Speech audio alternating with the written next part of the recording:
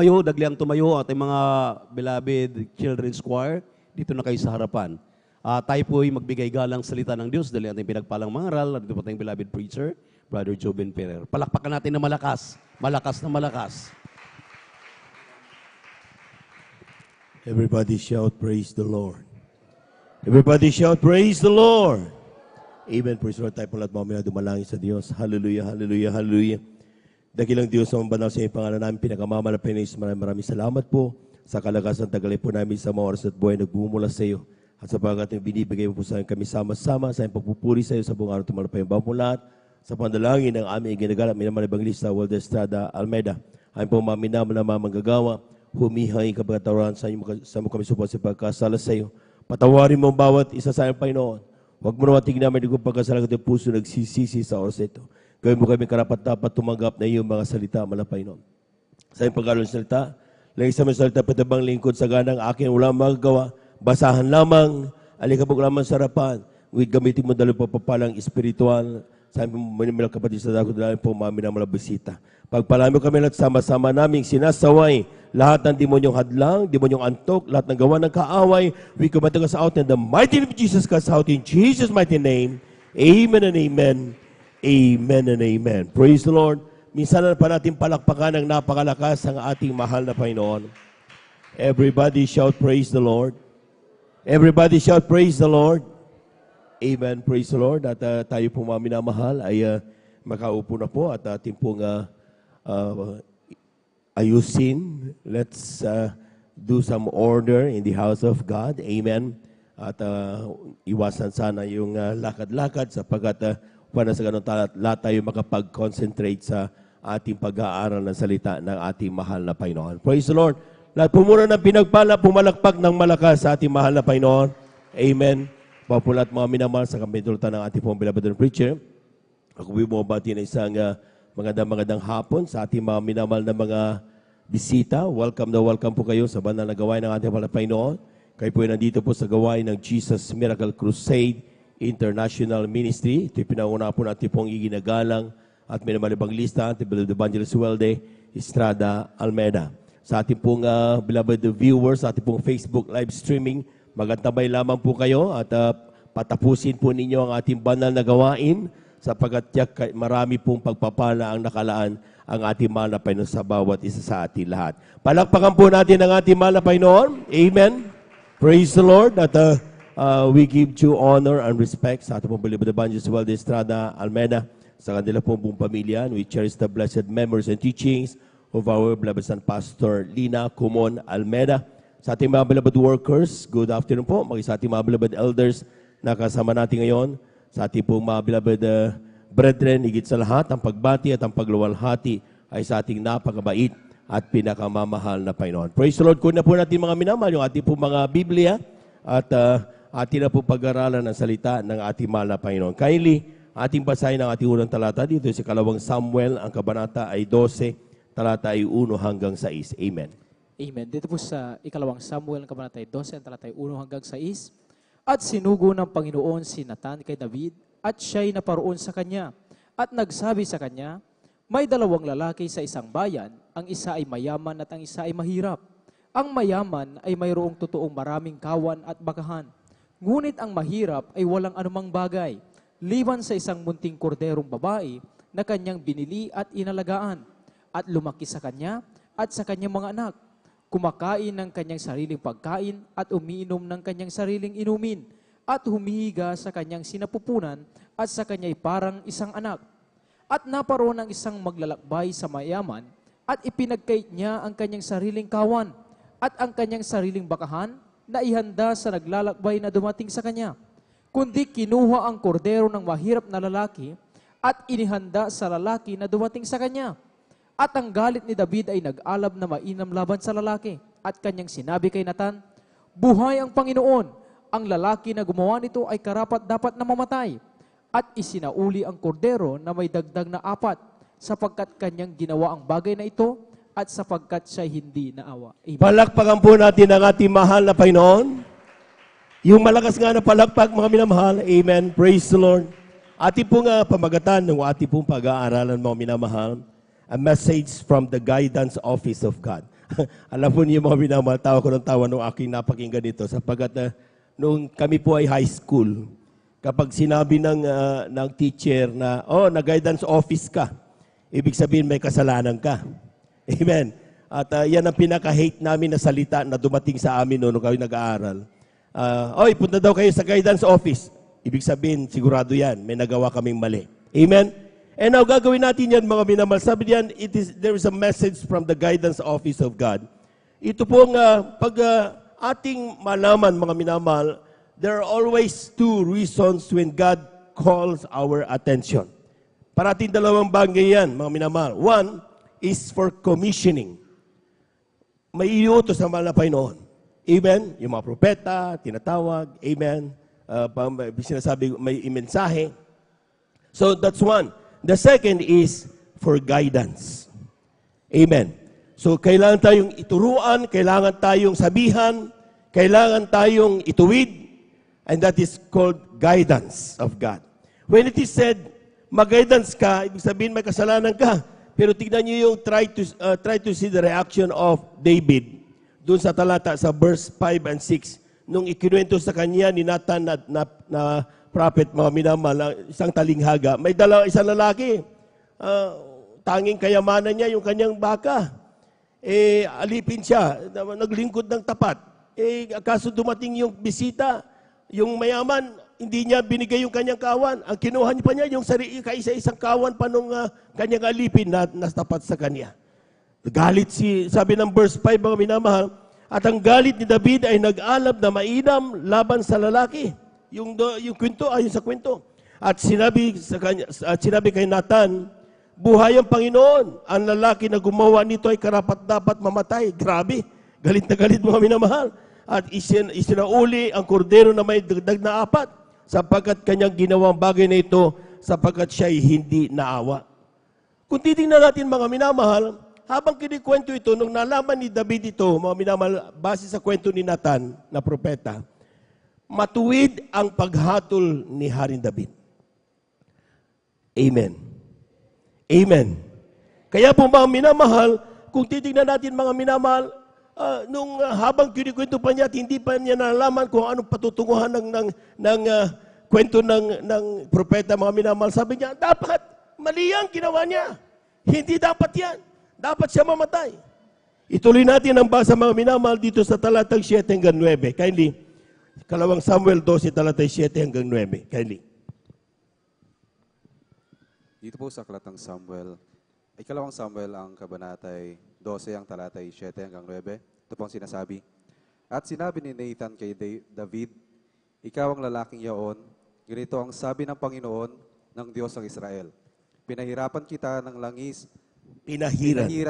langis na maging hari sa Israel, at aking iniligtas ka sa kamay ni Saul. At ibinigay ko sa iyo ang bahay ng iyong Panginoon at ang mga asawa ng iyong Panginoon sa iyong sinapupunan. At ibinigay ko sa iyo ang sambahayan ng Israel at ng Juda.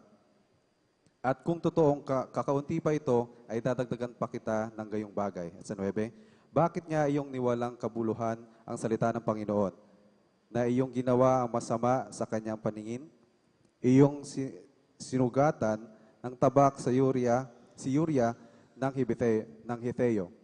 At iyong kinuha ang kanyang asawa upang maging iyong asawa. At iyong pinatay siya ng tabak ng mga anak ni Ammon. Amen. Palakpakan po natin ang ating mahal na Panginoon. Everybody shout, praise the Lord. Hindi galit na galit si David, mga minamahal. Dapat mamatay. Dapat mali ang kanyang ginawa. Amen. Pero biglang sabihan sa kanya ng propeta, sa totoo lang, David, yung taong yun, yung lalaking yun, ikaw yun. Amen. Amen. Parang sinabi ni David, mga minamahal, nung narinig niya yun, dapat ako mamatay. Dapat ako gumawa ng danyos dahil mali ang aking ginawa. Amen. Katotohanan po, mga minamahal, sa ating po mga buhay, kadalasan ay hindi natin madali nating makita ang pagkakamali ng ibang tao, pero hindi natin makita yung pagkakamaling nagagawa natin. Amen? Sometimes, totoo po, madalas ito, mga minamahal. It is very easy for us to detect the faults of our yung ating kapwa, our neighbor. Pero yung ating sarili, hindi natin nakikita sometimes, kaya sinasabi natin, mali ka. Kaya nakita nyo, pag tinuro mo yan mga minamahal, isa lang sa kanya, 3 sa'yo. Bakit? Sapagkat hindi natin napapansin mga minamahal, na yung palang sinasabihan natin na mali ka, tayo pa na mas marami pang mali. Palakpakan po natin ang ating mahal na Panginoon. Amen?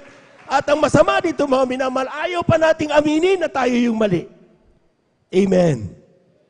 Amen. Alam po niyo ma'am, the reasons for our guidance office sometimes is to remind us of what goodness God has done for us. Kaya tayo kuminsan kinukol yung ating attention na mahal na Panginoon para ating pong malaman mga minamahal, ma-remind tayo sa kung papaano, di ba kapag tayo nagkasala, kinukol tayo ng attention na mahal na Panginoon. Kinakailangan pangaralan ka, kinakailangan sometimes ma-rebuke ka, sometimes kinakailangan kung may mga chastisement ka na haharapin. Amen? Bakit ginagawa yun mga minamahal? Sabi dyan mga minamahal, to remind us of what goodness God has done for us. Kaya tingnan nyo yung verse 7 mga minamahal. Ang sabi ng verse 7, ganito, sinabi ni Nathan kay David, ikaw ang lalaking yaon. Ganito ang sabi ng Panginoon ng Diyos ng Israel. Pinahirang kita, David, ng langis na maging hari ng Israel. At aking iniligtas ka sa kamay ni Saul. Grabe! Para niyang sinabing, anak, nagmamalaki ka ngayon. Pinagaling kita. Para po natin ang ating malabay noon. Anak, nagtatampo ka ngayon. Binago ko ang buhay mo. Dati-dati wala kang silbi, pero ngayon nakita mo, tinaas ka na naman. Bakit naggagalit-galitan ka pa ngayon? Palakpakan po natin ang malakas ang ating mahal na Panginoon. Ibinigay ka sa iyo, ang bahay ng iyong Panginoon at ang mga asawa ng iyong Panginoon at sa iyong sinapupunan, binigay ko sa iyo ang sambayan ni Israel at ang Huda. Ito pang masakit yan mga minamahal. At kung totoong kakaunti pa ito, ay dadagdagan pa kita ng gayong bagay. Palakpakan po natin ang ating mahal na Panginoon. Grabe! Kapag nagkakamali ang espesyal na anak ng Diyos, sapagat lahat tayo espesyal, lahat ng espesyal na anak ng Diyos, pumalakpak ng malakas sa ating mahal na Panginoon. Kapag nagkakasala tayo mga minamahal, huwag niyo sabihin tuwan-tuwa ang Diyos. Nalulungkot ang Diyos. Amen? Amen? Huwag mong sabihin nagpipiesta ang Diyos kapag ikaw ay nagkamali. Huwag mo nagsabihin mga minamahal na talagang nandun na talagang tumatawa ang Diyos kapag ikaw ay gumawa ng kalukuhan. Ang sinasabi ng mahal na Panginoon, anak, ano pa bang kulang na hindi ko nagawa sa iyo? Magsabi ka lang, ibibigay ko sa iyo. Huwag ka lang magkasala. Amen? Kaya yung sinasabi niya kay David, lahat ibinigay ko na nga sa iyo, ginawa na nga kitang hari. Ibinigay ko sa marami asawa, nandun mga talagang binigay kayamanan, nandun na all the power, fame, lahat meron ka, David. Kung kulang pa yan, magsabi ka lang. Huwag ka lang magkasala. Amen. Amen. Kaya nga ririmind ng mga anak ng Diyos, mga minamahal, na kapag tayo po mga minamahal, ay may mga bagay na tayo kay kinukol yung ating attention is just to remind us kung ano ang ginawang mga pagpapala sa atin ng ating mahal na Panginoon. Hindi para tayo ay ipamuka sa atin na tayo nagkamali, kundi ipalaala niya gaano tayo ka-espesyal sa kanyang mga mata. Palakpakan po natin ang malakas ng ating mahal na Panginoon. Everybody shout, praise the Lord. The guidance office of God is to see that in the eyes of God, there is no sacred cow. Anong ibig ko sabihin mga minamahal? No sacred cow. Pantay-pantay ang lahat. Amen? Hindi totoong may malakas. Amen? Tingnan natin mga minamahal. Sino ba si David? Ating basahin mga minamahal. Acts 13 verse 21 to 22. Kylie. Dito po sa Aklat ng Mga Gawa, Kabanatay 13, talatay 21 hanggang 22 po sasabi, at pagkatapos ay nagsingi sila ng hari at ibinigay ng Diyos sa kanila si Saul na anak ni Kish, na isang lalaki sa angkan ni Benjamin sa loob ng 40 taon. At nang siya'y alisin niya, ay ibinaon niya si David upang maging hari nila, na siya rin namang pinatotohanan niya at sinabi, nasumpungan ko si David na anak ni Jesse na isang lalaking kinalulugdan ng aking puso, nagagawa ng buong kalooban ko. Amen. Palakpakan po natin ang malakas, mga minamahal ng ating mahal na Panginoon. Ano sabi ng English, mga minamahal? Kindly, Acts chapter 13, verse 21 up to 22. Sabi na, and afterward, they desired a king, and God gave unto them Saul the son of Cis, and a man of the tribe of Benjamin, by the space of 40 years. Next. And when he had removed him, nung tinanggal niya si Saul, he raised up unto them David to be their king, to whom also gave testimony and said, I have found David the son of Jesse, a man after mine own heart, which shall fulfill all my will. Grabe! Espesyal na espesyal si David nung pinili na mahal na Panginoon. Pinili niyang taong napaka-close sa kanyang puso. Palakpakan po natin ang ating mahal na Panginoon. Amen? Kaya special si David, mga minamahal. Ikumpara natin ngayon si Uriah, mga minamahal. Sino ba si Uriah, mga minamahal? Kindly, 2 Samuel. 2 Samuel chapter 11, verse 9 up to 10. Tingnan niya, pagkumpara natin si David at saka si Uriah. Amen. Dito sa aklat ng ikalawang Samuel, Kapitulo 11, Kabanatang 9 hanggang 11. Ngunit natulog si Uriah sa pintuan ng bahay ng hari na kasama ng lahat ng mga lingkod ng kanyang Panginoon at hindi binaba ang kanyang bahay. At nang masaysay kay David na sabihin, hindi binaba ni Uriah ang kanyang bahay. Sinabi ni David kay Uriah, hindi ka pa ba nakapaglalakbay? Bakit hindi mo binaba ang iyong bahay? At sinabi ni Uriah kay David, ang kaban at ang Israel at ang Huda ay nasa mga tulda, at ang aking Panginoon si Joab at ang kanyang mga lingkod ng aking Panginoon ay nanghantong sa luwal na parang yayaon nga ba ako sa aking bahay. Ngunit kumain at upang uminom at upang sumiping sa aking asawa, buhay ka at buhay ang iyong kaluluwa. Hindi ko gagawin ang mga bagay na ito. Amen. Palakpakan po natin ang ating mahal na Panginoon. Tingnan niyo, si David, chosen as the man close to the heart of God. Amen? So, special ang pagkakatawag. Si Uriah, ordinaryong sundalo. Amen? Pero sabi niyan, mighty. Siya ay magaling makipaglaban, pero siya ay sundalo lamang. Amen? At sa kanyang buhay, mga minamahal, bilang isang sundalo, sabi diyan, man of integrity and loyalty. Ito po, mga minamahal, si Uriah. Kung titinan niyo, mga minamahal, ay talagang malayong-malayo ang distansya ng dalawa. Si David, talagang grabe ang pagkakatawag, hari pa yan. Ito sundalo lang. Amen. Amen. Pero ang sabi ng Biblia, mga minamahal, ikaw ang espesyal na hari, ikaw ay sundalo, pare-pareho ka sa tingin ng mahal na Panginoon. Amen? Kapag nagkasala ka, ay nagkakasala ka talaga. Amen? Hindi ibig sabihin, in short, walang palakasan. Amen? Sapagkat ito, sa pangyayari ito, mga minamahal, one time na nanalangin si David, siya po, mga minamahal, nakita sa bintana, nakita niya sa baba, naliligo ni Bathsheba. Siyempre, kaya nga, napakahalaga ng kabanalan Amen. Kaya mga sister, hindi po pwedeng lalabas-labas kayo, naka-sleeveless kayo. Dahil talaga matutokso ang mga kalalakihan. Amen. Kaya sabi, napakahalaga ang kabanalan. Ganon din likewise sa mga kalalakihan. Napakahalaga ang kabanalan. Amen. Dahil nung nakita minsan ni David, nagkaroon siya ng pagnanasa kay Bathsheba dahilan kung bakit kanyang kinuha ang asawa ni Uriah. At para mas malinis yung kanilang nagawang pagkakasala, inilagay niya sa harapan si Uriah doon sa siguradong kamatayan para mamatay si Uriah at masulo niya si Bathsheba. Ganon ang naging kasalanan dito, mga minamahal. Amen.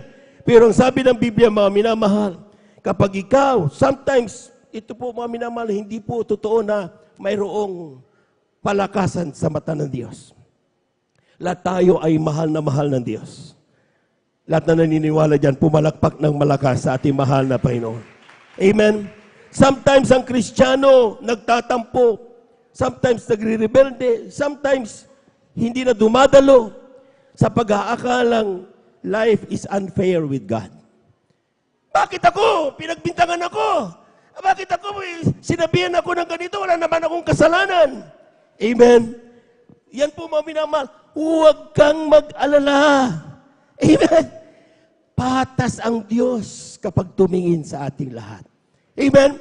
Hindi po pwede mga minamahal, kung talagang ikaw ay inosente, malalaman mo yan. Bakit? Dahil kapag nangyari yan mga minamahal, pagpapalaing kalubos ng ating mahal na Panginoon. Palamahan po natin ang ating mahal na Panginoon. Kindly mga minamahal, ating basahin muna ito, Mateo, Kabanata 5, talatay 44, italon sa 48. Amen. From the book of Matthew chapter 5, verses 44, and then italon sa 48. Amen. Iyon, dito po sa Mateo, Kabanata 5, ang talatay 44 at talon sa 48. Tatapos sinasabi ko sa inyo, ibigin ninyo ang inyong mga kaaway at idalangin ninyo ang sa inyo'y nagsisiusig. Sa 48, kayo nga'y mangagpakasakdal na gaya ng inyong ama sa kalangitan na sakdal. Amen. Sa English, kindly. Sabi diyan, kulang yun. Sabi diyan sa Mateo 44, sabi diyan, but I say unto you, love your enemies, bless them that curse you, do good to them that hate you, and pray for them which despitefully use you and persecute you. Grabe! Ngayon kung totoong ikaw ay inosente sa pinagbibintang sa iyo, amen, love them. Ipakita mo ang pag-ibig. Amen. Do good to them. Amen. At kapag naginawa mo yan, mga minamahal, kung totoong inosente ka, ang sabi niya, be ye therefore perfect, even as the Father who is in heaven is perfect. Palakpakan po natin ang ating walabay na. Malalaman mo kapag totoong inosente ka. Bakit? Pagpapalain ka ng Diyos. Amen. Pero kung totoong, akala mo inosente ka lang, pero sa totoo lang hindi, sigurado yan, hindi ka pagpapalain ng Diyos. Bakit? Sapagkat gumagawa ka ng isang bagay na hindi ayon sa kalooban ng mahal na Panginoon. Kung ikaw ay pinaiyak, napahiya ka ng pastor, preacher o kapwa Kristiyano, tapos pili mo na api ka, mga minamahal, hindi totoong hindi ka naririnig o napapansin ng Diyos. Hindi totoong mayroong unfair sa piling ng Diyos. Amen? Sapagkat God is so fair sa ating lahat. Amen? Palakpakan po natin ang ating mahal na Panginoon. Kaya nga sinasabi, anong sinabi niya mga minamahal? David, grabe ka! Tingnan mo ito si Uriah, wala siyang ginawa kundi maglingkod sa iyo. Kindly, 2 Samuel chapter 12 verses 9 up to 12. Basahin natin mga minamahal. Amen. Ganito po ang pagkasabi, bakit nga iyong niwalang kabuluhan ang salita ng Panginoon na iyong ginawa ang masama sa kanyang paningin? Iyong sinugatan ng tabak si Uriah na Hiteo at iyong kinuha ang kanyang asawa upang maging iyong asawa at iyong pinatay siya ng tabak na mga anak ni Amon. Ngayon nga'y ang tabak ay hindi hiwalay kailanman sa iyong sambahayan sapagkat iyong niwalan ng kabuluhan ako. Amen. At iyong kinuha ang asawa ni Uriah na Hiteo upang maging iyong asawa. Ganito ang sabi ng Panginoon, narito, ako'y magtitindig ng kasamaan laban sa iyo na mula sa iyong sariling sambahayan at aking kukunin ang iyong mga asawa sa harap ng iyong mga mata at aking ipagbibigay sa iyong kapwa at kanyang sisipingan ang iyong mga asawa sa sikat ng araw na ito. Amen. Palakpakan po natin ang ating mahal na Panginoon. Lahat na nagtitiwala sa ating mahal na pastor na siya'y ginagawa para sa ating kabutihan, pumalakpak ng malakas sa ating mahal na Panginoon. Ang mga preachers natin, mga minamahal, nangangasiwa sa atin, walang gusto yan kundi tayo mapabuti. Hindi sila nandito para tayo ipahamak. Amen? Amen?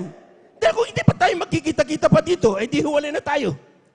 Amen? Mapapasama pa na tayo. Pumupunta tayo natin para tayo mga minamahal, naniniwala tayo na para tayo mapabuti. Amen.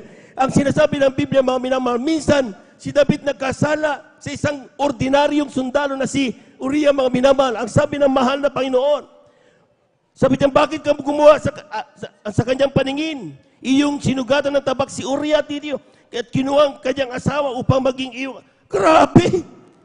Napakasimple kung tintingin ng mga minamahal. Pero lahat ng ginawa ni David sa ordinaryong Kristiyano, mga minamahal, o ordinaryong sundalo, laking bagay sa mahal na Panginoon.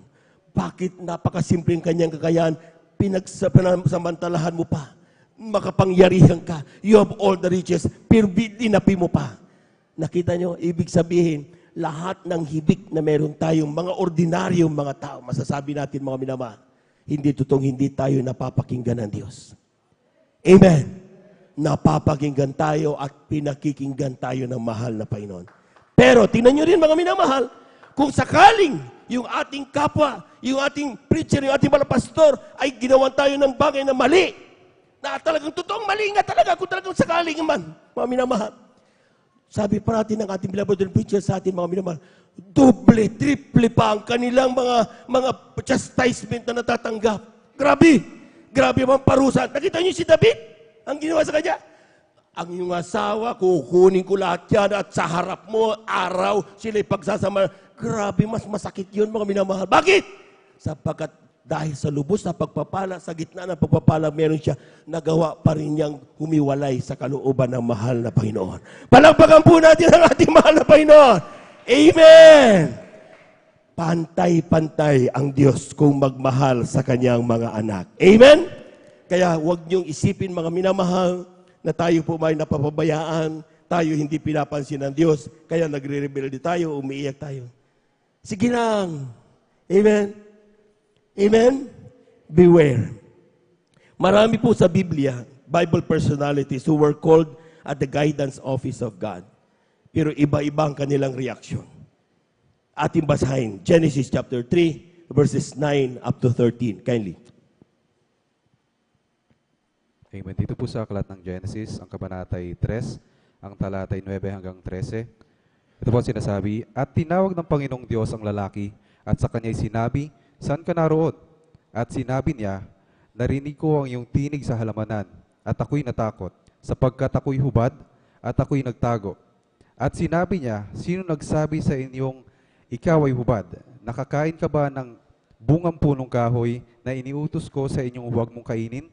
At sinabi ng lalaki, ang babaeng ibinigay mong aking kasamahin ay siyang nagbigay sa akin ng bungang punong kahoy at aking kinain. Sa 13, at sinabi ng Panginoong Diyos sa babae, ano itong iyong ginawa? At sinabi ng babae, dinaya ako ng ahas at ako'y kumain. Palakpakan po natin ang ating mahal na Panginoon. Amen. Kulang na palakpak iyan mga minamahal. Natawa ako. Amen. Sapagkat totoo po yun mga minamahal. Karamihan sa mga Kristiyano, kapag nahuli sa pagkakasala, ayaw umamin. Amen. Sabi dito si Adan, sabi niya, ano kasala ka ba? Kumain ka ba ng puno na binagbabawal ko? Sabi niya, yung babaeng binigay mo sa akin, pinakain ako eh. Sabi ng mga Panginoon, oh babae, anong ginawa mo? Sabi, yung ahas eh. Ayaw umamin ng Kristiyano. Amen. Kaya tuloy na napapahamak. Amen? At sometimes mga minamahal, meron pa tayo mga bagay na talagang akala natin, ito'y mga ugali na sinasabi parati sa atin mga minamahal. Kapag ikaw ay nagkasala, umamin ka na lang. Amen?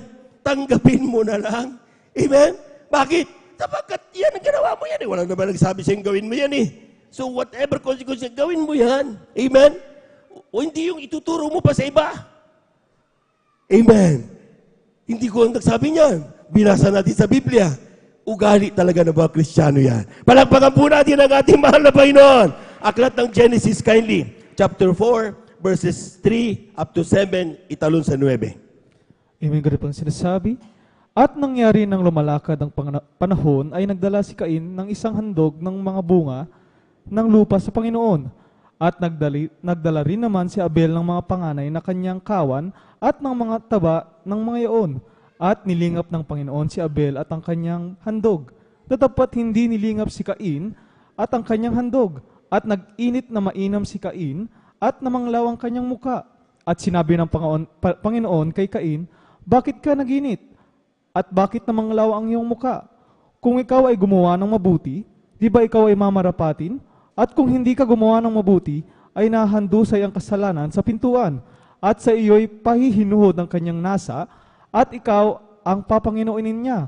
Palakpakan po natin ang ating mahal na Panginoon. Taloy sa 9. Kali. Sa 9. At sinabi ng Panginoon kay Cain, saan naroon si Abel, na iyong kapatid. At sinabi niya, aywan ko, ako ba'y tagapagbantay ng aking kapatid? Palakpakan po natin ng malakas ang ating mahal na Panginoon. Na-office na kayo dan sa office si Adan, si Abel mga minamahal. Amen? At saka si Cain mga minamahal na siya po mga nagkaidan sa office. Ano na? Ano ginawa mo? Anong nangyari mga minamahal? Sometimes ang Kristiyano kapag nahuhuli, dinadaan sa galit-galitan ba? Amen? Kaya nagagalit. Galit si Cain mga minamahal. Kaya sabi ng verse 5, datapwat hindi nilingap si Cain at ang kanyang handog at nag-init na mainam si Cain. Grabe. Ha? At namanglaw ang kanyang mukha. Sinabi ng Panginoon kay Cain, bakit ka naginit? Bakit namanglaw ang iyong mukha? Kung ikaw ay gumawa ng mabuti, di ba ikaw ay mamarapatin? Palakpakan po natin ang ating mahal na Panginoon. Amen. Kapag tayo po mga minamahal, nire-rebuke, nagagalit tayo sa nagre-rebuke, nagtuturo sa atin. Bakit ka nagagalit? Hindi ba kung tama yung ginawa mo? Di ba hindi ka dapat i-rebuke? Kaya ka na-rebuke dahil ginawa mo mali. Amen. Ganon din si Cain, mga minamahal. Sinabihan siya ng mahal na Panginoon, nagagalit ka. Kung tamang ginawa mo, hindi dapat mamarapating ka dapat. Kaso maling ginawa mo, kaya dapat sometimes hindi dumarating yung bagay na hindi dapat dumating sa iyo.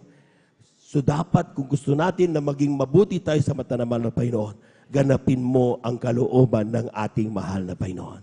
Amen? Amen. So kapag na-rebuke ka, na-rebuke ka, nagkasala ka, hindi tanggapin mo, huwag ka magmukmuk. Parapahan po natin ang ating mahal na Panginoon. Everybody shall praise the Lord. Ang masama pa niyan, mga minamahal, ang sabi ng verse 7, sinabi ng Panginoon kay Cain, saan naroon si Abel na iyong kapatid? Sinabi, aywan ko. Sometimes ang Kristiyano kapag nauhuli, nagsisinungaling, aywan ko. Hindi ko alam. Amen? Totoo yun. Kaya ako nung nakibasa ko, ito talaga natatawa ako. Amen? Nandun ako, siyempre, nagba-Bible reading ako nandun kami sa kapurihan sa Diyos lang.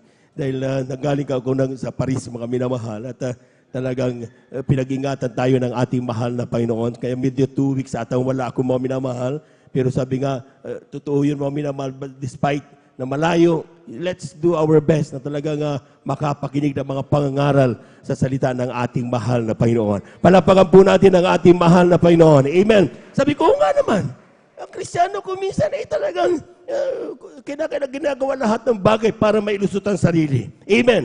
Kaya as a result, mga minamahal, itong pakatandaan po natin, mga minamahal, as a result, kapag tayo pinabayaan natin ang bagay nito, yung hindi tayo umamin, yung mag-justify tayo, yung ituro natin sa iba, yung magsinungaling tayo, yung maggalit-galitan tayo. Mga minamahal, kapag pinabayaan natin ito, itong sinasabi ng Biblia. Hebrew, Kabanata 3, talatay 13. Malapit na po tayo magtapos, mga minamahal.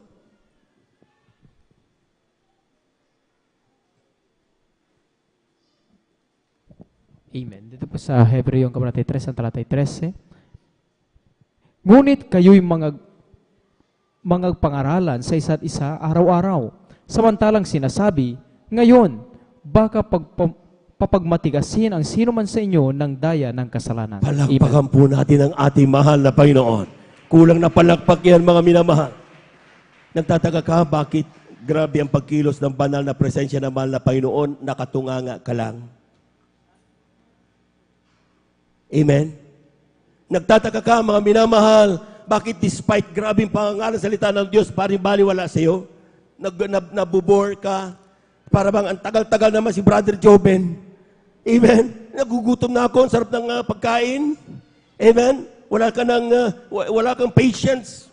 At sometimes talagang hindi ka na nagagalsa na sa pangasalita ng mga Panginoon. Bakit?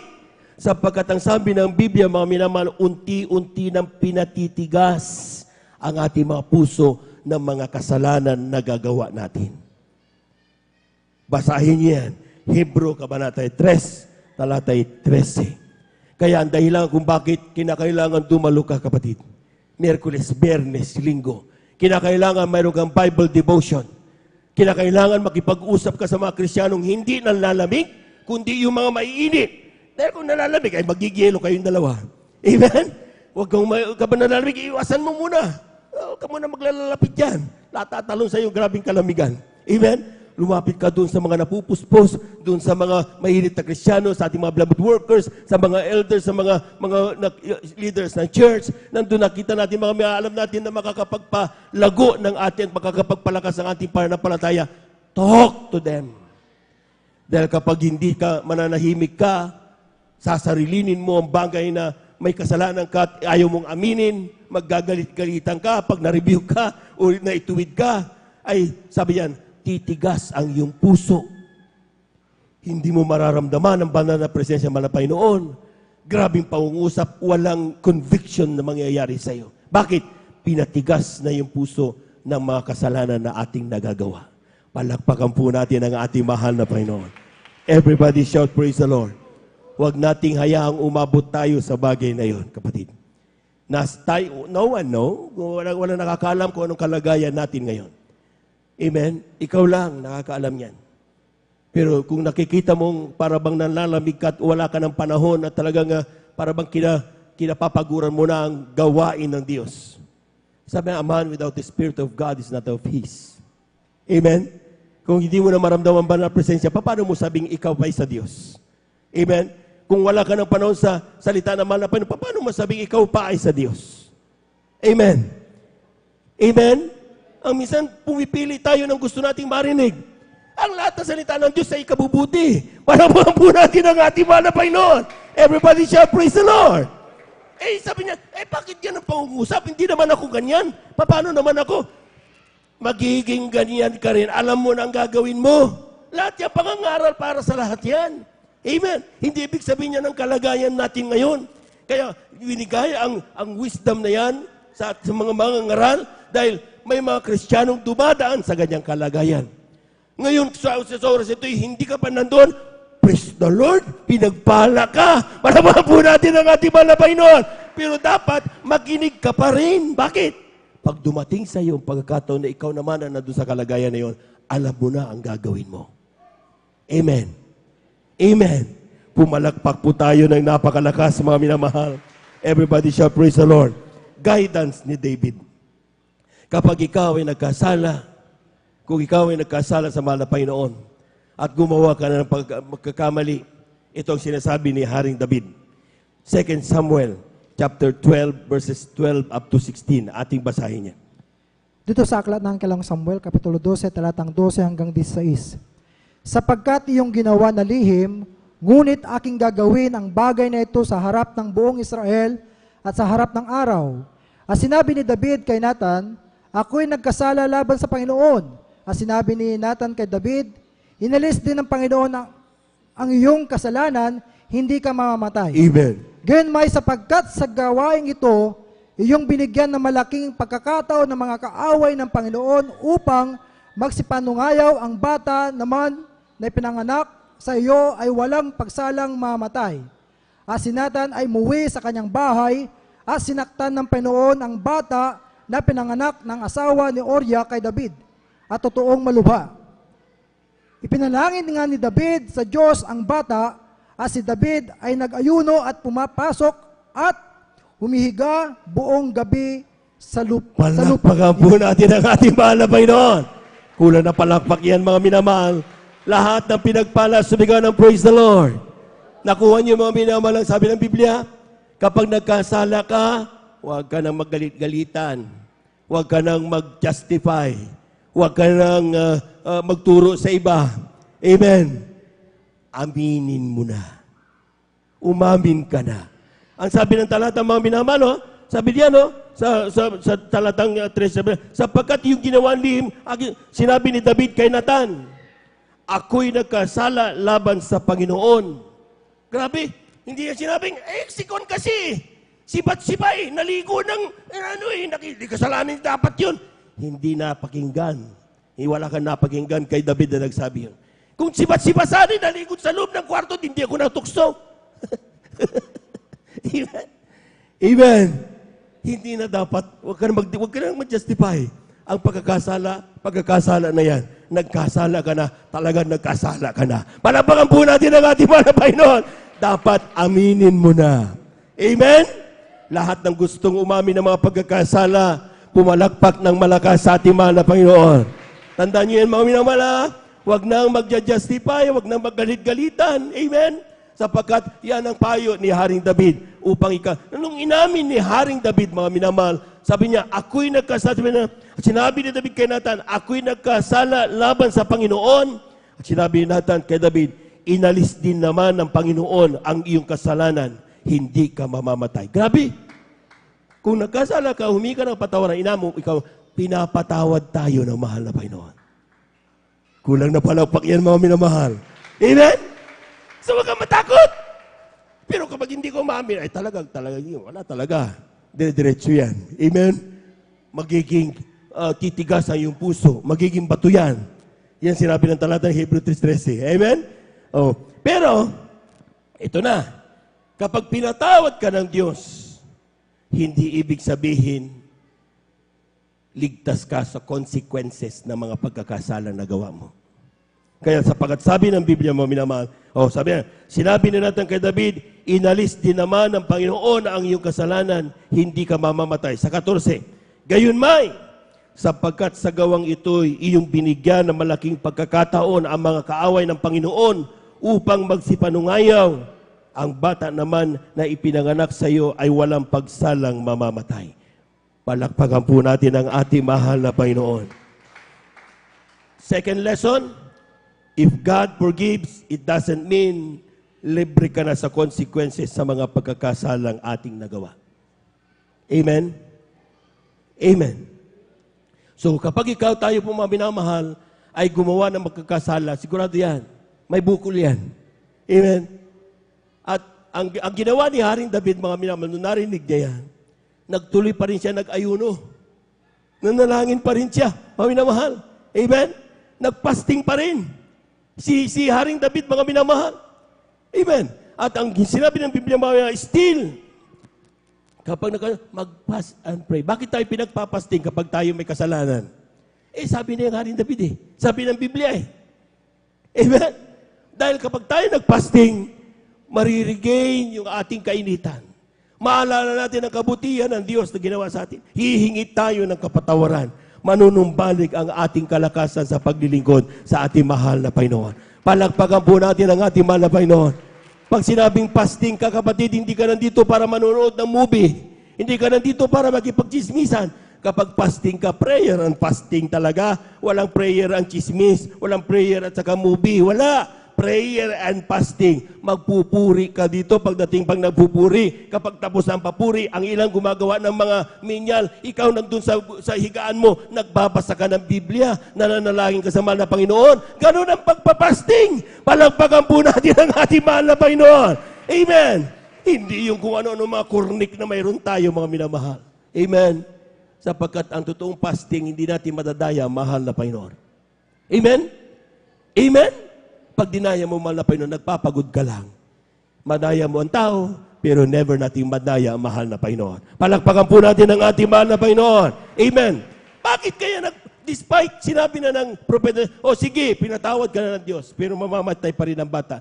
Bakit alam na ni David, itinuloy pa rin ang pagpapasting?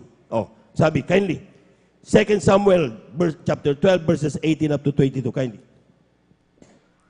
Ito po sinasabi, at nangyari ng ikapitong araw na ang bata ay namatay at nangatakot ang mga lingkod ni David na saysayin sa kanya na ang bata ay patay na. Sapagkat kanilang sinabi, narito, samantalang ang bata ay buhay pa. Tayo ay nakipagsalitaan sa kanya at hindi siya nakinig sa ating tinig. Gaano ang ikababagabag niya kung ating sasabihin sa kanya na ang bata ay patay na.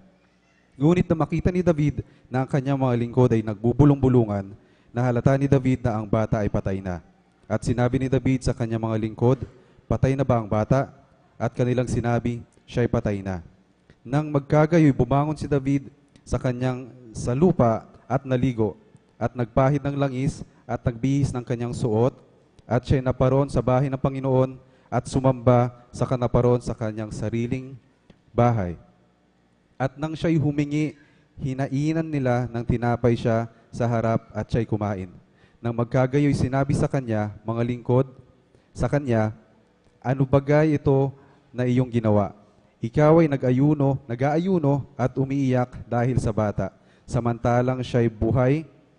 Ngunit nang mamatay ang bata, ikaw ay bumangon at kumain ng tinapay. Sa 22. At kanyang sinabi, samantalang ang bata ay buhay pa, ako'y nag-aayuno at umiiyak, sapagkat aking sinabi, sino ang nakakaalam kung maawa sa akin ng Panginoon, na anupat ang bata ay mabuhay? Palakpakan po natin ang malakas, mga minamahal. Amen! Kaya pala tayo, kapag tayo po'y nagkasala, siguradong may consequences yan.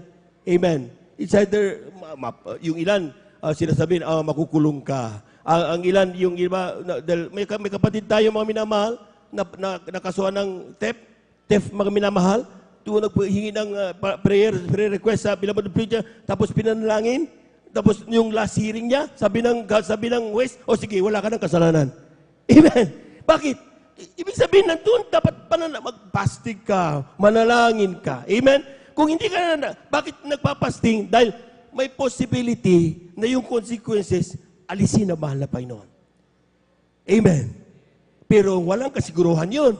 Kaya kailangan lang gawin mo yun. Pag ginawang fasting, mga minamahal, tulad ni Haring David, walang kasiguruhan kung mamamatay o bubuhayin ng bata. Pero nagpasting lang siya. Kaya sabi niya sa 22, ang kanya sinabi, samantalang ang bata'y buhay pa, ako'y nag-ayon at umiyak, sapagkat aking sinabi, sino na makaalam kung maawa sa akin ang Panginoon, ano pat ang bata'y mabuhay. Tignan niyo ha, wise ang Kristiyano. Kapara sa ganun tayo po mga minamahal, nagkasalata, yung consequences ay either mawala o hindi, mga minamahal. Nagpapasting ang anak ng Diyos, nananalangin ang anak ng Diyos, upang sa ganun, ang Diyos baka sakaling maawa. Palakpakan po natin ang ating mahal na Panginoon. Amen? Amen? God is righteous. Ang kasalanan ay kasalanan. Hindi po pwedeng ang kasalanan ay kanyang alisin. Mga minamahal na sabi mo, hindi ang kasalanan, i-justify. Hindi ganon. Ang kasalanan ay kasalanan. Kaya nga kapag tayo po mga minamahal ay tayo, sinasabi natin, iniibig ng Diyos ang makasalanan, pero kaniyang kinamumuhian ang kasalanan. Palakpakan po natin ang ating mahal na Panginoon. Amen? Totoo, nagpapatawad ang Diyos, but expect the consequences to come. Our only hope is the mercy of God, sparing us from the consequences. If not, then we're not supposed to question God. Kung hindi natuloy yung ating ipinapanalangin nung tayo nag-aayuno, natuloy pa rin yung consequences sa atin, huwag tayong mag-question sa Diyos. Huwag tayong malupaypay. Amen? Si Haring David, nung siya nanalangin, mga minamahal, napapasting, baka batay buhayin. Pero despite sa kanyang ginagawa, mga minamahal, namatay pa rin ang bata. Pero nag-question ba siya sa mahal na Panginoon? Hindi siya nag-question, mga minamahal. Amen? Anong ginawa ni Haring David? Kindly, 2 Samuel chapter 12 verses 20, italon sa 22 hanggang 23. Last verse. Amen. Ganito David mga instrumentaries, kasabi. please. Nang magkagawi, bumangon si David sa lupa at naligo, at nagbahid ng langis at nagbihis ng kanyang suot. At siya'y naparoon sa bahay ng Panginoon at sumamba. Saka naparoon siya sa kanyang sariling bahay, at nang siya'y humingi, hinayinan nila siya ng tinapay sa harap. At siya'y kumain. 72. At kanyang sinabi, samantalang ang bata'y buhay pa, ako'y nag-aayuno at umiiyak, sapagkat aking sinabi, sino ang nakaalam kung maawa sa akin ang Panginoon, na anupat ang bata'y mabuhay? 73. Ngunit ngayoy patay na siya, bakit pa ako mag-aayuno? Maibabalik ko pa ba siya? Ako'y paroroon sa kanya, ngunit siya hindi babalik sa akin. Palakpakan po natin ang ating mahal na Panginoon. Kulang na palakpak yan, mga minamahal. Yung malakas na palakpak para sa ating Diyos na buhay. Amen? David said, in whatever decision of God, ano maging desisyon ng ating mahal na Panginoon sa consequences ng ating mga kasalanang nagawa, be ready to accept. Dapat handa tayo. Kung payagan, good. Kapag hindi, good pa rin. Amen. Amen. Totoo lang mga minamahal. Hindi dapat sumasamaan loob. Amen? Tanggapin mo, ginawa natin eh. Yan, alam natin ang mga consequences kapag tayo nagkasala, mga minamahal. Amen? Kung tayo'y nakaligtas, good. Mabait ang Diyos. Anong unang gagawin, mga minamahal na mga anak ng Diyos, pagkatapos dumaan sa mga consequences na yan, pagkaharap niyan? Kiyan ay pinakinggan o hindi, anong ginawa ni David? Una siyang ginawa niya, mga minamahal, bumalik siya sa paglilingkod sa mahal na Panginoon. Ang sabi ng verse 20, Then David arose from the earth and anointed himself and changed his apparel and come into the house of the Lord. See, pumunta siya, dumalo siya. Hindi siya nanahimik sa bahay. Hindi siya nagmukmuk, mga minamahal. Hindi siya nag-complain sa Diyos. Ang ginawa niya, mga minamahal, dumalo siya sa banal na gawain ng ating Diyos na buhay. Palagpakan po natin ang ating malapay noon. Ha? Nakita niyo mga minamahal ang sinasabi ng Biblia? Ay, aral na yan sa atin mga minamahal. Huwag tayo, yung versikulong ito, isulat yan. Balik-balikan niyo sa bahay. Kapag dumating tayo sa ating bahay, mga minamahal, makikita niyo mga minamahal, lalago tayo sa ating pong pananampalataya. Kapag tayo na po mga minamahal ay nakatanggap, be ready and move on. Amen. Pag sinabing move on, mga minamahal, ano man sabihin sa iyo na ibang tao, ano ba mga konsekwensya yan? Huwag mo nang pansinin, move on. Tuloy ka na lang sa paglilingkod. Pagtawanan ka, halala. Magtawa ka, panalo ka na. Pero tuloy pa rin sa paglilingkod sa Diyos. Palabahan mo natin malapay noon. Amen? Dahil talagang pagtatawanan ka, pag nagkamali ka. Amen? Ang ilang mapapaya ka, huwag mong pansinin yun. Ang sinasabi ng ibang tao, ang gawin mo na lang, bumalik ka sa paglilingkod mo sa ating mahal na Panginoon. Palagpagan po natin ang ating mahal na Panginoon. Everybody shout, praise the Lord. Dapat ganun ang ginagawa ng mga anak ng Diyos. Amen? When God called us, called our attention, nilagay tayo sa ating, sabi nga natin, guidance office. Ibig sabihin, meron tayong maling pagkakamali. Kapag nagkamali tayo, aminin na natin yan. Pag inamin natin, ibig sabihin, nagpapatawa ng Diyos, pero hindi ibig sabihin, wala na yung consequences. Mangyayari pa rin yung consequences. Kapag bago dumating yung consequences, ang gagawin mo, mananalangin ka, magpapasting ka. It's either baka sakaling ang Diyos maawa sa iyo, hindi na tumatuloy. Pero kapag sinabi naman, ituloy pa rin yan, hindi ka dapat magsumama ng loob sa Diyos. At pag ikaw ay dumating ang bagay na yon, anumang bagay mangyari dyan, mapahiya ka man sa buong mundo, pagtawanan ka, huwag mong pansinin. Tuloy ka sa paglilingkod sa mahal na Panginoon. Tayo po lang dito ngayon, awitan natin ang ating mahal na Panginoon. Amen. I love you, Lord, for your mercy never fails me. All my days I've been held in your hands. From the moment that I wake up until I lay my head, and I will sing of the goodness. Isanan pa mo naman. I love you, Lord, for your mercy never fails me. All my days I've been held in your hands. From the moment that I wake up until I lay my head, oh, I will sing of the goodness of God. And all my life you have been faithful. And all my life you have been so, so good. With every breath that I am able, I will sing. Hallelujah. I love your voice. You have led me to the fire, and in the darkest night, you are close like no other. I've known you as a father, I've known you as a friend, and I have lived in the goodness of God.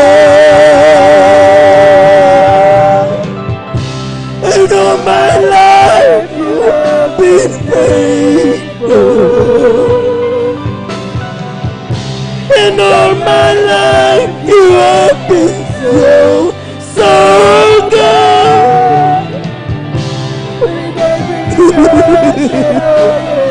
Thank you, Lord. Praise the Lord. Praise the Lord, praise the Lord, praise the Lord. In all my life, you have been faithful. In all my life, you have been so, so good. That I am able, I will sing of the goodness of God. Minamahal. Hindi na uubos ang kabutihan ng Diyos sa atin. Every time, every gawain, every time na dating kinakausap ang Diyos through our prayers, through our worship, to our songs, minamahal, nangungusap ang Diyos. Always showing His goodness to us. Daily, He is faithful. Hindi kailanman nagmamaliw ang kanyang pag-ibig sa iyo at sa akin. Sabi niya kay David, remember all the blessings that I have given you. Ako ang Diyos na nagpagaling sa iyo. Ako ang Diyos na nagpalakas sa iyo. Ako ang Diyos na nagbigay na kung anong meron ka ngayon. Ako ang Diyos na kung anong kagalakan meron ka. Kung kulang pa yan, magsabi ka lang.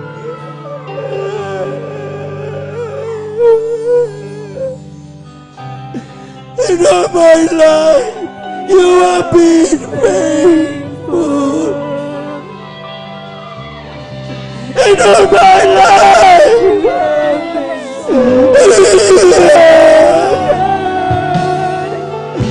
in every breath that I am able, I will sing of the goodness of God. In all my life, you have been faithful. In all my life, you have been so, so good. Praise the Lord! Isa na pa mga minamahal, purihin natin ang ating mahal na Panginoon. Hallelujah, hallelujah, hallelujah. And all my life, you have been faithful. Praise the Lord, praise the Lord, praise the Lord, praise the Lord. All my life you have been so, So good. with every breath that I take, oh, I will sing of the goodness of God. Let us pray.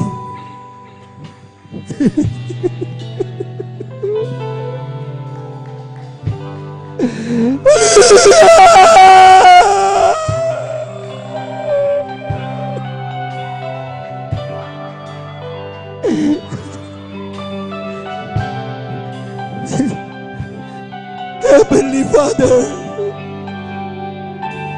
thank you so much. Maraming salamat po. Hindi mo kami pinababayaan sa kabila ng aming pag-araw-araw na mapagkukulang. Nandiyan ka parating umuunaw at nagpapatawad sa amin mga nagagawang pagkakasala. But keeps on reminding us that every need that we want, we can always ask from you. Pwede kaming humingi sa iyo. At hindi ka kailanman nagdadamot ng mga bagay. Turuan mo kaming sumunod sa iyong banal na kalooban. Turuan mo kaming makita ang aming mga buhay ay nasa loob na iyong kabutihan. Turuan mo kaming mapagpakumbaba. Turuan mo kaming tanggapin ang mga pagkakasalang aming nagawa.